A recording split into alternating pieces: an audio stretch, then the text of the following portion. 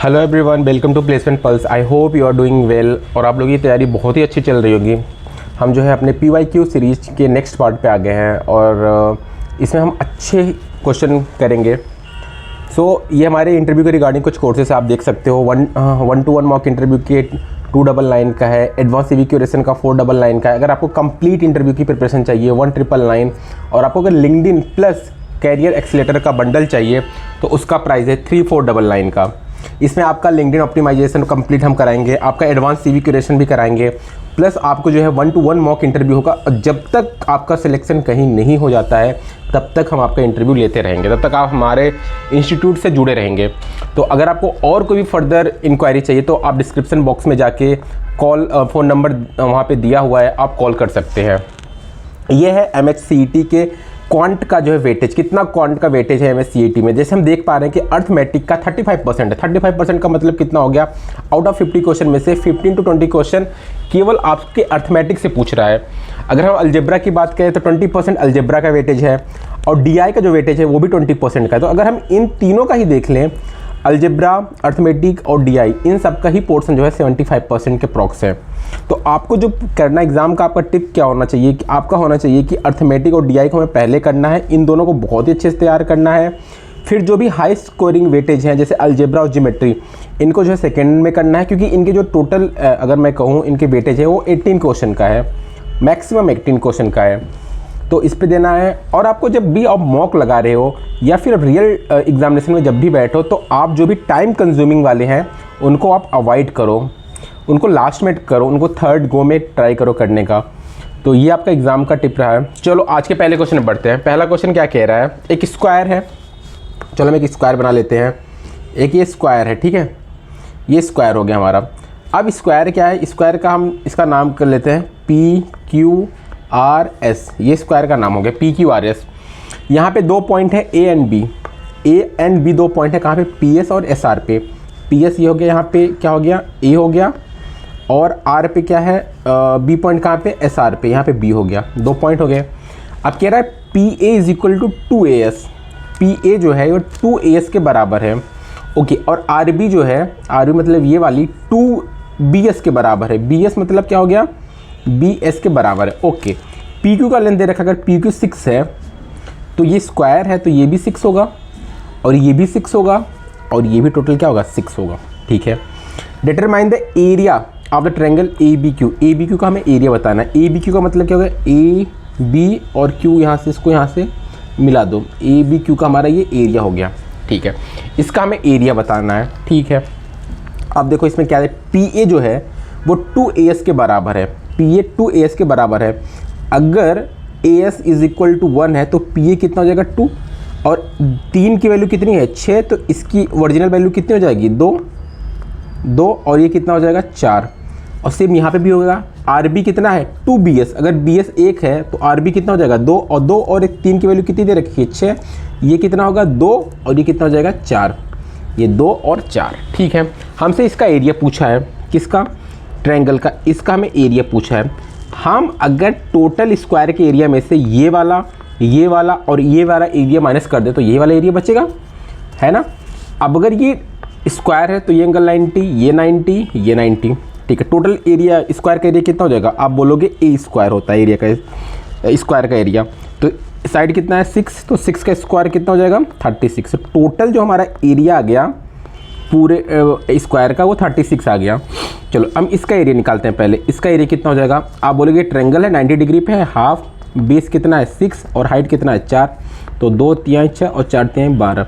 इसका एरिया आ गया 12। इसका एरिया निकाल लो, हाफ, बेस कितना है 2 और हाइट भी कितनी है 2, तो इसका एरिया कितना आ गया 2। इसका भी एरिया निकाल लो, हाफ, बेस कितना है 4 और हाइट कितनी है 6, तो इसका कितना गया एरिया 12। तो ये 12, ये 12 और ये 2, तो इन तीनों का एरिया कितना आ गया, 12, 24 और 2 26, तो इन तीनों का एरिया आ गया 26। तो टोटल एरिया कितना था 36, और में से 26 का एरिया घटा दोगे तो ये ट्रायंगल वाला एरिया बचेगा, और ट्रायंगल का एरिया कितना है 10। तो यही हमसे पूछा था कि ट्रायंगल का एरिया कितना होगा, तो ट्रायंगल का एरिया कितना आ गया, 10 हो गया। आसान सा क्वेश्चन था, कुछ करने की ज़रूरत नहीं थी। हम तीनों ट्रायंगल के एरिया को हम माइनस करेंगे टोटल स्क्वायर के एरिया में से, तो हमारा ये जो ट्रायंगल है ये हमारा आ जाएगा, है ना, ठीक है। चलो क्वेश्चन नंबर 2 पे बढ़ते हैं। क्वेश्चन नंबर 2 क्या कह रहा है? क्वेश्चन नंबर 2 कह रहा है a boat having a length of 3 metre and width 2 metre. Length कितना है? 3 मीटर और बोट का विड्थ कितना है? 2 मीटर। ये लेक में क्या आ रहा है? फ्लोट कर रहा है। बोट क्या हुआ? सिंक किया। कितना? 1 सेंटीमीटर। 1 सेंटीमीटर का मतलब क्या? 0.01 मीटर हो गया। ठीक है। When a main get on it, जब एक आदमी बोट पे बैठता है तो ये बोट कितना श्रिंक हो जाता है? 1 सेंटीमीटर श्रिंक हो जाता है, जो कि अगर मीटर में बोलोगे 0.01 मीटर हो जा रहा है। Determine the mass of the man who got on the boat. तो हमें मास बताना है मैन का वेट बताना है। मैन का क्या बताना है? वेट। ठीक है। अच्छा, वो बोट क्यों सिंक हुआ? क्योंकि उस पर आदमी बैठा। तो मतलब जो आदमी का वेट होगा वो जो वाटर डिस्प्लेस हुआ है जो सिंक होने से, उसके बराबर होगा। तो वाटर का डिस्प्लेसमेंट कितना हो जाएगा? आप कहोगे कि length into width plus into sink, कितना वो सिंक हुआ है। तो लेंथ कितना हमारे पास? 3 मीटर। विड्थ कितना है? 2 मीटर। और श्रिंक कितना हो रहा है हमारे पास? 0.01 मीटर। 0.01 मीटर हो रहा है। तो टोटल कितना आ गया ये? आप कहोगे 0.06 मीटर क्यूब आ गया। तो जो हमारा वाटर का डिस्प्लेसमेंट हुआ है वो हुआ है 0.06 मीटर क्यूब। लेकिन हमें निकालना क्या है? मास को। मास। तो हम क्या करेंगे? ये जो मीटर क्यूब है इसको मास में बदलेंगे। और ये मीटर क्यूब किसका है? ये जो वाटर हमारा डिस्प्लेस हुआ है। और 1 मीटर क्यूब में कितना होता है? 1000 kg होता है ना? 1000 kg होता है। तो कितना हमारा वाटर डिस्प्लेस हुआ है? 0.06। तो इसमें कितना kg हो जाएगा? 1000 से मल्टीप्लाई कर देंगे तो कितना आ गया? 60 kg। तो मतलब उस आदमी का वेट कितना था यहाँ पे? 60 kg। ये हमारा जो है 2024 में पूछा हुआ था CET के एग्ज़ाम में। बहुत ही अच्छा प्यारा क्वेश्चन था। अगर आपको ये अगर नहीं पता होगा कि 1 मीटर क्यूब में कितने kg होता है वाटर का, तो आप इस क्वेश्चन को नहीं कर पाते। ठीक है, चलो ये हमारा दूसरा क्वेश्चन खत्म होता है। चलो नेक्स्ट क्वेश्चन की तरफ बढ़ते हैं। Question number 3। क्वेश्चन नंबर 3 कह रहा है कि 2 ट्रेन है जो कि मूव कर रहे हैं कहाँ? अपोजिट डायरेक्शन में। जब ट्रेन अपोजिट डायरेक्शन में मूव करेंगे तो स्पीड क्या हो जाएगा? स्पीड को हम ऐड कर लेंगे, है ना? तो अब क्या कह रहा है? दोनों ट्रेन की लेंथ दे रखी है। लेंथ कितना है? 1.1 किलोमीटर और दूसरे की लेंथ है 0.9 किलोमीटर। तो टोटल लेंथ कितना हो गया हमारे पास? 2 किलोमीटर, है ना? दोनों का लेंथ कितना हो गया? 2 किलोमीटर। अब कह रहा है कितना टाइम लगेगा स्लोअर ट्रेन को क्रॉस करने में फास्ट ट्रेन को। अब अगर मैं यहीं पे ये बोल दूं कि फास्ट ट्रेन को स्लोअर ट्रेन को क्रॉस करने में कितना टाइम लगेगा, दोनों तो एक ही बात हुई ना। अगर 2 ट्रेन आप एक दूसरे के अपोजिट डायरेक्शन में मूव कर रहे हैं तो चाहे स्लोअर फास्टर को कितने टाइम में ओवरटेक करेगा या फास्टर स्लोअर को जितने टाइम में ओवरटेक करेगा, दोनों का टाइम क्या होगा? सेम होगा। तो टाइम क्या हो जाएगा? स्पीड अपॉन टाइम क्या हो जाएगा? Distance upon speed. तो डिस्टेंस कितना है टोटल? 2 किलोमीटर। और दोनों का स्पीड कितना हो गया? दोनों को ऐड करने पे स्पीड, क्योंकि दोनों अपोजिट डायरेक्शन में मूव कर रहे हैं तो स्पीड क्या हो जाएगा? सम हो जाएगा। तो 150 हो जाएगा। टोटल कितना गया? 1/75 आवर हो जाएगा। बट हमसे क्वेश्चन में क्या पूछा है? सेकेंड बताना है। तो अभी इस आवर को क्या करेंगे? हम सेकेंड में चेंज कर लेंगे। तो 60 × 60 तो कितना हो गया? 15 5 15 4 5 12 और 12 4 48। तो टोटल कितना टाइम लगेगा? 48 सेकेंड ही लगेगा स्लोअर को फास्ट ट्रेन को ओवरटेक करने में या फास्टर को स्लोअर ट्रेन को ओवरटेक करने में। तो हमारा आंसर क्या आ जाएगा? 48 आ जाएगा, है ना? 48 आ जाएगा। नेक्स्ट क्वेश्चन में बढ़ते हैं। क्वेश्चन नंबर 4 बहुत ही अच्छा क्वेश्चन है, नंबर सिस्टम का क्वेश्चन है ये। क्वेश्चन कह रहा है कि फॉर्म अ डिजिट, एक डिजिट को हमें फॉर्म करना है। कौन से डिजिट को हमें यूज करके फॉर्म करना है? 2 3 4 5 6 और 7। हमें इन सारे ही डिजिट को यूज करके हमें एक नंबर फॉर्म करना है। और वो कितने डिजिट का होना चाहिए? 5 डिजिट का होना चाहिए। और जो नंबर हमारा फॉर्म होगा वो किससे डिविजिबल होना चाहिए? 12 से। नंबर किससे डिविजिबल होना चाहिए? 12 से। ठीक है, अब देखो अगर कोई नंबर 12 से डिविजिबल है तो वो किससे डिविजिबल होगा? 3 से भी होगा और 4 से भी डिविजिबल होगा, है ना? अब देखो अगर कोई नंबर 3 का अगर हमें डिविजिबिलिटी निकालनी है तो आप कहोगे कि sum of number must be divided by 3, must be divided by 3, तभी तो 3 से डिवाइड होगा। और हमें इन तीनों का हम सबका सब कर लेते हैं, कितना होगा 2 + 3 + 4 + 5 + 6 + 7, इन सब का सम कितना होगा 5 4 9 5 14 26 और 7 27, इन सब का सम 27 हो रहा है। और 27 किससे डिविजिबल है 3 से, मतलब ये सारे नंबर अगर एक साथ हम लिख दें तो ये 3 से डिविजिबल होगा। लेकिन ये कितने नंबर हैं, आप कहोगे 6 नंबर है, 1 2 3 4 5 6, लेकिन हमें चाहिए कितने 5। तो मतलब हमें ऐसे कोई एक नंबर हटाना पड़ेगा जो कि ऑलरेडी 3 से डिवाइड होगा। तो आप कहोगे या तो हम 3 को हटा दें या तो हम 6 को हटा दें, तभी ये नंबर जो है 3 से फिर से डिवाइड होगा। क्योंकि अगर हम 2 को हटाते हैं तो ये 25 हो जाएगा, और 25 कभी 3 से डिवाइड होगा नहीं। अगर हम 3 को हटाते हैं तो ये कितना हो जाएगा 24, और 24 3 से डिवाइड होता है। तो मतलब हमारे पास 2 केस बनेंगे। केस 1 जब हमने 3 को एक्सक्लूड किया, और केस 2 जब हमने 6 को एक्सक्लूड किया। 2 केस हो गए, ठीक है। चलो, अगर हमने 3 को एक्सक्लूड करते हैं तो हमारे पास नंबर क्या बचेगा, आप कहोगे 2 4 5 6 और 7, ठीक है। अब देखो, और वो नंबर जो हमें 5 डिजिट नंबर होना चाहिए, 1 2 3 4 5 डिजिट, जो 5 डिजिट नंबर होना चाहिए वो 12 से डिविजिबल होना चाहिए। अब इन सब का सम तो 3 से हो गया, मतलब 3 वाला तो हमारा क्राइटेरिया कंप्लीट हो रहा है। अब 4 का अगर कोई डिविजिबल है तो लास्ट 2 डिजिट जो होना चाहिए वो 4 से डिवाइड होना चाहिए। तो अगर मान लो कि मैंने पहले 2 को उठाता हूँ, 2 और 4 24, 4 से डिविजिबल है क्या, आप बोलोगे हाँ। 25 आप कहोगे नहीं, 26 नहीं, 27 नहीं, मतलब 2 24 है नंबर ऐसा जो 4 से डिविजिबल है। अब देखो 42 क्या 4 से डिविजिबल है क्या, 4 को अगर हम पहले रखते हैं 42, तो आप कहोगे कि 42 4 से डिविजिबल नहीं है। 52 आप कहोगे 52 4 से डिविजिबल है, तो एक 52 भी आ जाएगा। क्या 62 होगा, कहोगे नहीं। 72 कहोगे हाँ, 72 भी 4 से डिविजिबल है, ठीक है। अब 6 को एक बार देखते हैं, क्या 62 होगा डिविजिबल, कहोगे नहीं। 64 होगा, आप कहोगे हाँ, मतलब एक 64 भी हो जाएगा। 64 होने के बाद क्या 65 होगा, कहोगे नहीं। 67 नहीं होगा। 72 तो हमने पहले लिख दिया है, 74 नहीं होगा, 75 नहीं होगा, 76 नहीं होगा। तो मतलब जब हमने 3 को एक्सक्लूड किया तो ये ऐसे नंबर हैं जो कि जो है 4 से डिविजिबल है।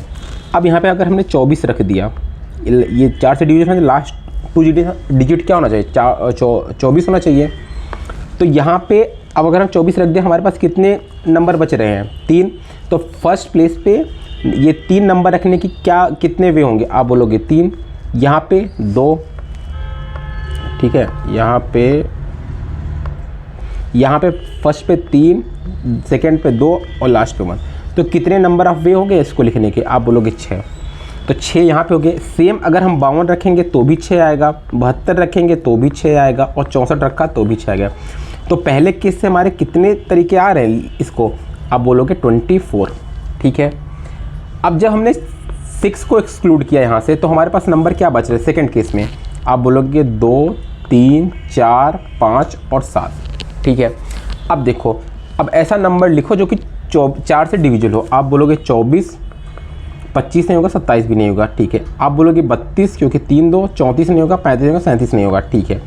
आप बोलोगे 42 भी नहीं होगा, 43 भी नहीं होगा, 45 भी नहीं होगा, और ये भी नहीं होगा, 57 भी नहीं होगा, है ना।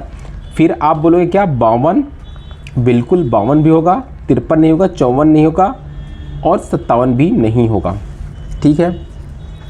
फिर आप कहोगे 72, बिल्कुल 72 होगा, 73 नहीं होगा, 74 नहीं होगा, 75 भी नहीं होगा, और हमने 6 को तो हटा दिया, 76 भी यहाँ पे होगा। अच्छा, यहाँ पे क्या होना, 72 के बाद एक और डिजिट आती है, यहाँ पे 76 हो सकता है। 76 क्या होगा, यहाँ से डिविजिबल होगा 4 से, एक हमने यहाँ पे मिस कर दिया था, क्या हुआ 76 भी डिविजिबल होगा 4 से। यहाँ पे 24, 1 2 3 4 5, तो यहाँ पे कितने आ गए 24, 32, 52 और 4, यहाँ पे 4 आ गए। यहाँ पे 24 हो गया, 52 हो गया, और 52 के बाद यहाँ पे 56 भी 4 से डिविजिबल होगा, मतलब 2 और यहाँ पे नंबर जो हमारे सामने आ रहे हैं। तो मतलब +6 टोटल कितने हो गए 36 यहाँ पे आ गए, और यहाँ पे कितने हैं 4 ऐसे नंबर हैं। तो 4 नंबर से कितना हो गया 24। तो पहले में 36, दूसरे में 24, तो टोटल कितने हो गए वे 60 वे हो गए। तो दोनों का मिला के केस में कितना हो गया 60। तो इसका आंसर क्या हो जाएगा 60। ये बहुत ही प्यारा क्वेश्चन था। ये कैट आई थिंक कैट में भी किसी ईयर में पूछा हुआ है, बहुत पुराना कैट का क्वेश्चन है ये। चलो क्वेश्चन नंबर 5 की तरफ चलते हैं। क्वेश्चन नंबर 5 देखते हैं क्या कह रहा है। क्वेश्चन नंबर 5 कह रहा है P can complete a work in 12 days. P किसी काम को कितने दिन में कर रहा है, 12 दिन में, और पर डे कितने काम कर रहा है, 8 घंटे। ठीक है, क्यू के बारे में बोल रहा है, क्यू उसी काम को 8 दिन में कर रहा है 10 घंटे काम करते हुए, 8 दिन में 10 घंटे काम करते हुए। अगर वर्क सेम है तो 12, अगर P 12 दिन में 8 घंटे काम करते हुए, तो P की इफिशिएंसी मान लिया मैंने P1 है, इज इक्वल टू वही काम 8 दिन में 10 घंटे पर डे करते हुए Q, अगर Q इफिशिएंसी के साथ काम कर रहे तो दोनों का वर्क क्या होगा, बराबर होना चाहिए। यहाँ से 8 से 8 कट गया, P बाई क्यू की इफिशिएंसी कितनी हो गई, 5/6। P बाई क्यू की इफिशिएंसी कितनी आ गई, 5/6। और वर्क कितना था, आप बोलोगे 12 × 8 × P, या फिर 8 × 10 × Q। तो वर्क कितना आ गया, P की इफिशिएंसी, P की जगह हम 5 रख दिया, तो टोटल वर्क कितना आ गया, आप बोलोगे 12 × 8 × 5, तो कितना गया, 12 × 5 60 और 8 × 6 48, तो 480 टोटल वर्क हो गया। यहाँ पे 6 रख के भी आप निकाल सकते हो, तो टोटल कितना आ गया वर्क, इतना आ गया। क्वेश्चन कह रहा है कि अगर P और Q अब दोनों एक साथ काम करने लगे और दोनों कितना काम करें, 8 घंटे काम कर रहे हैं एक दिन में, तो उनको कितने दिन लगेंगे काम को कंप्लीट करने में। टोटल काम कितना था, 480, और दोनों की इफिशिएंसी कितनी हो गई, 11, और वो पर डे कितना काम कर रहे हैं, 8 घंटे। तो अब इसको निकाल लो, 8 × 6 48, तो टोटल कितना दिन लगेगा, 60/11। बहुत ही आसान सा क्वेश्चन था, 60/11। हमें कुछ नहीं करना था, पहले हम P और Q की इफिशिएंसी निकाल लिया। P और Q की इफिशिएंसी आती है, हमें टोटल वर्क आ गया, और टोटल वर्क जैसे ही हमारा आया वैसे हम क्या किए, दिन निकाल लिए, कितने दिन लगेंगे इन दोनों को। चलो नेक्स्ट क्वेश्चन में बढ़ते हैं। Question number 6। क्वेश्चन नंबर 6 कह रहा है एक कार है जिसकी लेंथ कितनी है, 4 मीटर। वो ओवरटेक कर रहा है एक ट्रक को जिसकी लेंथ कितनी है, 20 मीटर। अच्छा, अगर वो ओवरटेक कर रहा है तो दोनों क्या होंगे, सेम डायरेक्शन में मूव करेंगे। तो मतलब इन दोनों का स्पीड क्या हो जाएगा, डिफरेंट। मतलब इन दोनों की स्पीड को हम क्या करेंगे, माइनस करेंगे, क्योंकि सेम डायरेक्शन में जा रहे हैं। अच्छा, और ट्रक कितने स्पीड से ट्रेवल कर रहा है, 36 किलोमीटर पर आवर। इसको मीटर पर सेकंड में कर ले, तो आप बोलोगे 5/18 से मल्टीप्लाई कर देते हैं, ये मीटर पर सेकंड में हो गया। तो टोटल कितना गया, 10 मीटर पर सेकंड आ गया स्पीड किसकी, ट्रक की। ठीक है, तो हमें पता नहीं स्पीड कितना होगा कार का। अब डिफरेंस निकाल लो, कार की स्पीड मान लो c है, -10 इज इक्वल टू डिस्टेंस कितना है, टोटल डिस्टेंस कितना है, 4 मीटर कार का लेंथ है और 20 मीटर ट्रक का लेंथ है। तो टोटल लेंथ कितना हो गया, 24, और कितना टाइम लग रहा है, 10 सेकेंड। बस ये कितना आ गया, 2.4। तो c - 10 इज इक्वल टू 2.4 हो गया। तो c इज इक्वल टू कितना हो जाएगा, 12.4। तो c की स्पीड कितनी आ गई, 12.4 मीटर पर सेकेंड। तो हमारा ऑप्शन क्या हो जाएगा, डी ऑप्शन हो जाएगा। ये 2024 का क्वेश्चन है, CET के एग्जाम में पूछा हुआ था, बहुत आसान सा क्वेश्चन था इसलिए। तो चलो क्वेश्चन नंबर 7 देखते हैं। क्वेश्चन नंबर 7 कह रहा है कि A and B at a distinct point of a circle. एक सर्कल है, सर्कल में बना लेते हैं पहले एक अच्छा सा, ये सर्कल हो गया, और इसमें 2 पॉइंट है A और B, और वो भी डिस्टिंक्ट पॉइंट है। मान लो कि एक पॉइंट A है, एक पॉइंट A है। मान लो यहाँ पे A है और यहाँ पे क्या है, B है, और जो सर्कुलर लेंथ है ये 120 मीटर है। ये जो लेंथ है सर्कुलर लेंथ वो 120 मीटर है। They run at the speed of A metre per second और B मीटर पर सेकेंड। चलो A का मान लिया A मीटर पर सेकेंड से चल रहा है, B को B मीटर पर सेकेंड से कह रहा है। They meet the first time at 16 second. जो पहली बार ये दोनों मिल रहे हैं ये 16 सेकेंड में मिल रहे हैं। And after they start the race, जब ये स्टार्ट किया था उसके 16 सेकेंड बाद ये पहली बार मिल रहे हैं, और सेकेंड टाइम ये 40 सेकेंड के बाद मिल रहे हैं।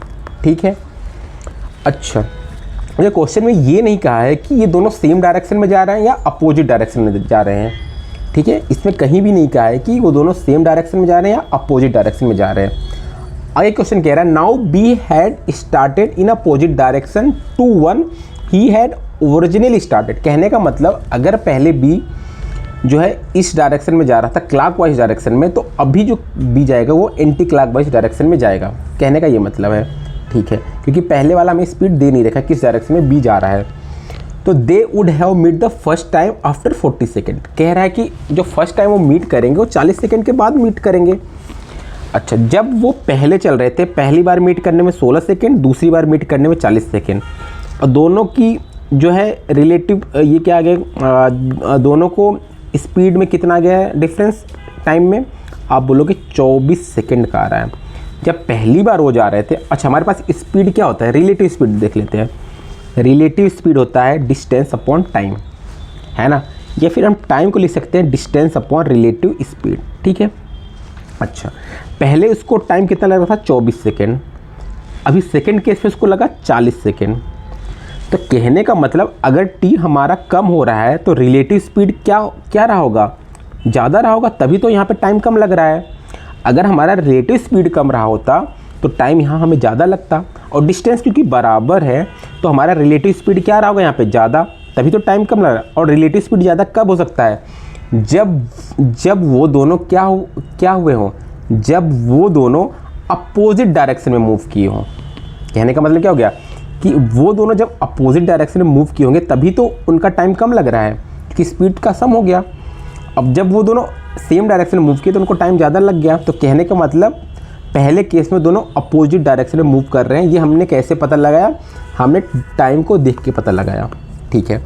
ओके चलो अब देखते हैं।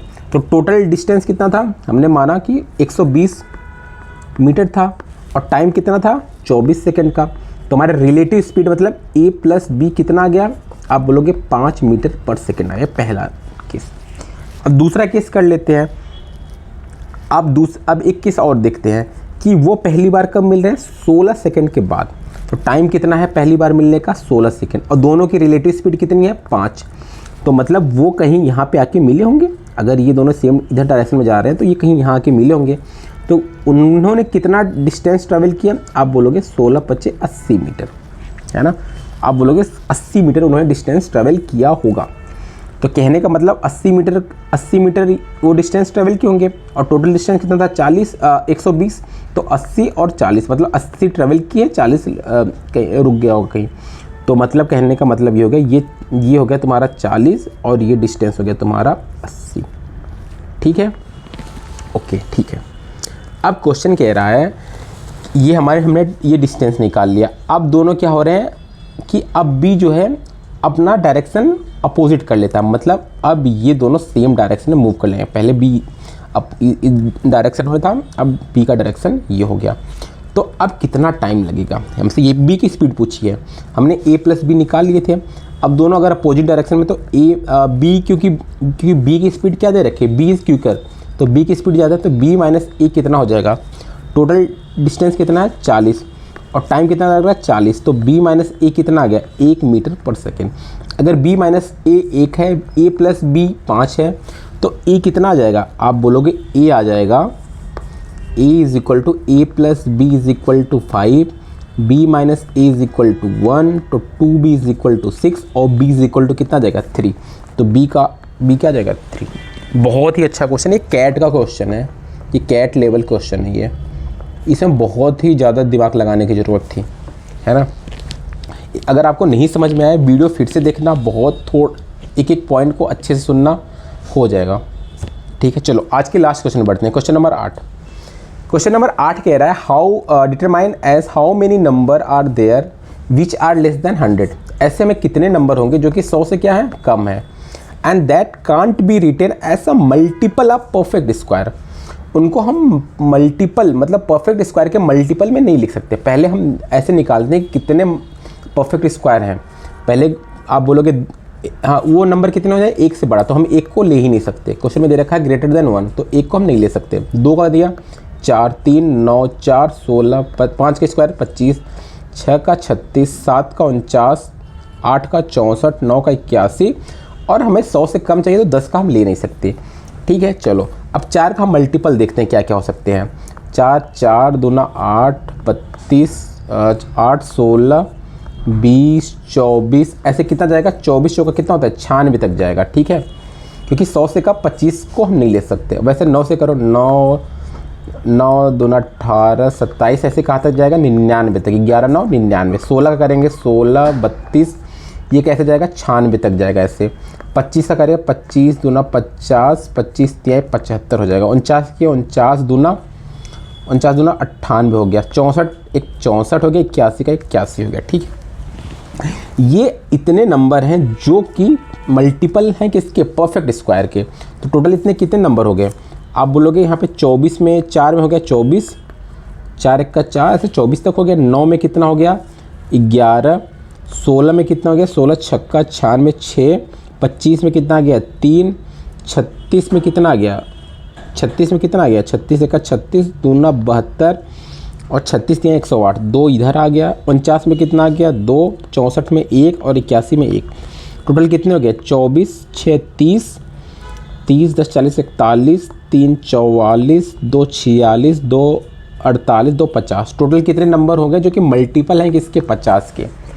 ठीक है, ये हमारे टोटल कितने नंबर हैं जो कि मल्टीपल हैं 50 के, बट हमें वो नंबर बताने जो कि मल्टीपल नहीं होंगे। अच्छा, अब इसमें 50 में से कुछ ऐसे नंबर होंगे जो कि ओवरलैप हो रहेंगे। फॉर एग्जांपल जैसे 4 में हम देख रहे हैं 96 भी है और 16 में भी 96 है, तो ऐसे ये देखो नंबर हमने 2 बार काउंट किए हैं। वैसे ही अगर हम देखें यहाँ पे कि अब और हम कैसे देख सकते हैं, जैसे 81, यहाँ पे 81 का मल्टीपल भी 81 है और 9 9 81 भी ऐसे 81 का मल्टीपल होगा। तो ऐसे हमें सारे जो कि हमने जो है ओवरलैप है जिनको हमने 2 बार काउंट किया उनको हम हटा देंगे। तो ऐसे कितने नंबर होंगे हमारे पास, ऐसे 12 नंबर होंगे। तो एग्जैक्ट हमारे पास कितने ऐसे नंबर आ रहे हैं, हमारे पास एग्जैक्ट 38 नंबर आ रहे हैं। ठीक है, जो कि हमारा किसके मल्टीपल हैं, परफेक्ट स्क्वायर के मल्टीपल हैं। ठीक है, अब हमें बताना है कि वो सारे नंबर बताओ जो 100 से कम है बट परफेक्ट स्क्वायर के मल्टीपल नहीं है। अगर 100 से कम है मतलब 99 में से हम कितना घटा देंगे 38, तो हमारे पास कितने आ जाएंगे आंसर 61। तो हमारा आंसर क्या हो जाएगा 61। बहुत ही प्यारा सा क्वेश्चन था, थोड़ा सा इसमें लेंदी क्वेश्चन था, थोड़ा टाइम लग सकता था, लेकिन हाँ ये डूएबल क्वेश्चन थे। ठीक है, तो आज हमने बहुत ही अच्छे लेवल के क्वेश्चन लेके आए हैं MSCT के। अगर आपको कोई भी क्वेश्चन नहीं समझ में आए आप फिर से जाइए वीडियो को दोबारा देखिए, लेकिन ये सारे क्वेश्चन करना बहुत ही ज़्यादा इंपॉर्टेंट है।